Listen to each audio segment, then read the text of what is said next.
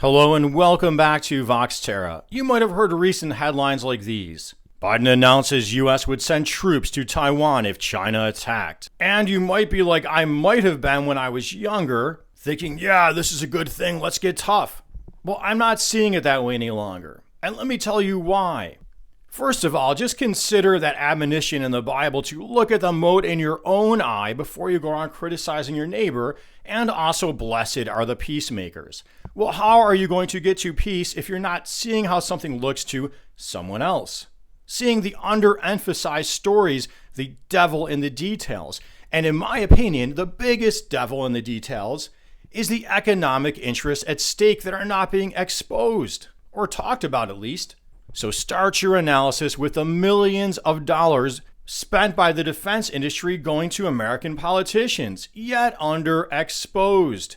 To that, I say look at open secrets. So when those politicians are going on the airwaves saying we got to get tough against this country or that, it was Iraq the other day, it's China now, they're not saying, nor are the reporters exposing, their campaign donations from the defense industry. Well, now consider too an article I shared with you earlier by a publication called the Intercept, pointing out that many of these hawks appearing on the cable news networks, or meaning those advocating a tough stand against whatever country, that those news outlets are not showing those so-called experts' ties to the defense industry either. One example they gave was Condoleezza Rice. Now just think how this situation, if we flip some of this stuff around, would look to us if it was happening to us, meaning we Americans and allies, as how it might look to China. Well, our troop presence in East Asia is massive, with troops in Japan, South Korea, the Philippines, and Taiwan now, really almost having China kind of surrounded, or at least a big presence not far off its shores. What if that situation were reversed?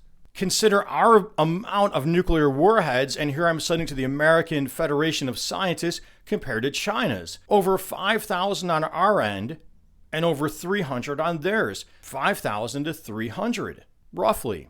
Now think about those increasing arms sales to Taiwan, and think about the defense industry interests at play there, are selling warships through the Taiwan Straits, which seems to be happening periodically, and those Taiwan Straits are really close to China's mainland. Well, not only that is all this happening close to China's mainland, it also seems a contradiction to the one China policy that we started back with under President Nixon to coax China into opening up its doors to world trade and business and that type of thing. Now, we often hear the media talk about the need to contain China, the threat from China, but how would this look to them? Consider our military actions that are never presented to us as anything to be upset about. Somehow they always are presented to us as justified. Our invasion of Iraq stands out glaring, where George Bush got up and stated, we don't need no permission from the UN. But what about our support for other uprisings, like in Libya? Us and NATO allies provided air cover for a massive uprising in Libya, and Libya is now left in chaos. You can look at CNN. There's actually a slave trade back there again, but underemphasized. Just we freed them, applaud, and then don't look back. But another thing that a lot of people might be able to see in the world that we're not really being emphasized to is the fact that Gaddafi actually agreed to get rid of his WMD program, and then what he got in return was NATO supporting an invasion, or not an invasion, but an uprising. Well, what other economic interests could we consider being at play here besides the defense industry? Well, in Taiwan, there's Taiwan Semiconductor, one of the world's biggest chip manufacturers. But not just are these economic interests underemphasized now, they've been underemphasized for quite some time. We can go back to the British Colonial Era. Going back then, many in Britain were outraged by this unfair trade balance with China because the Brits were importing tea but had little to export. Well, they found something, opium, and so did other international business interests. Well, when the emperor got upset and decided to try to cancel that importation of opium, Britain retaliated by burning down the Chinese Navy, opening up China to exposing China's weakness, and then allowing China to get carved up by other European powers for their own business interests, mining and what have you.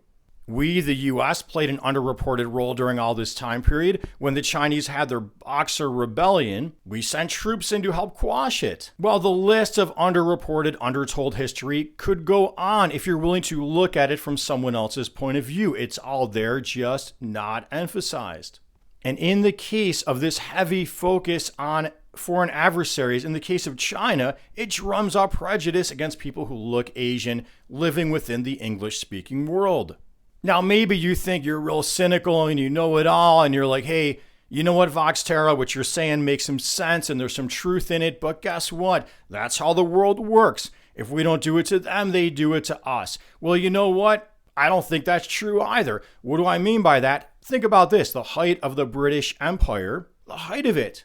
You had grinding poverty in the streets of London. Well, what good was that? All that money being coming into those business interests, doing those poor people forced to prostitute or work in sweatshops or whatever, kids living in orphanages during that time.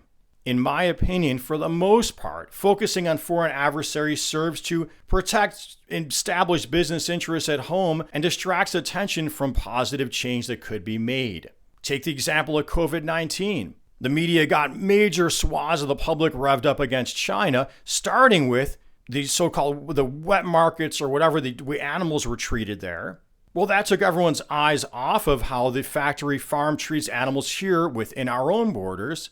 Inhumane, crowded, unsanitary conditions, breeding grounds for diseases, underreported, unemphasized, and distracted from.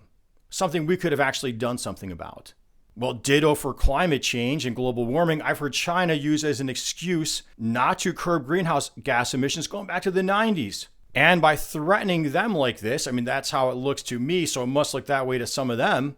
How are they going to cut back on their coal use? And all these invasions and covert operations and coups and all this regime change. And notice how the media always says regime whenever they don't like a country. Almost in lockstep, so-called free press here, but they all say the regime. Well, all these regime changes, where has it gotten us?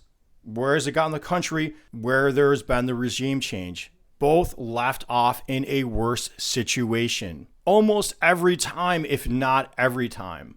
Only now we have these one-sided narratives that really have gone on throughout history, whatever country you're in, being played out with the same level of immaturity, in my opinion, as they were 200 years ago, as they are today, only on a heating planet being destabilized by the excessive burning of fossil fuels.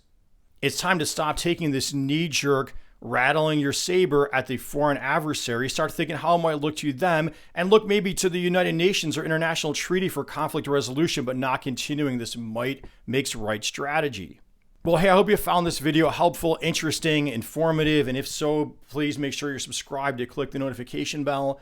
Your liking, your commenting, sincere constructive criticism, always welcome. And until next time, and as always, peace be with you.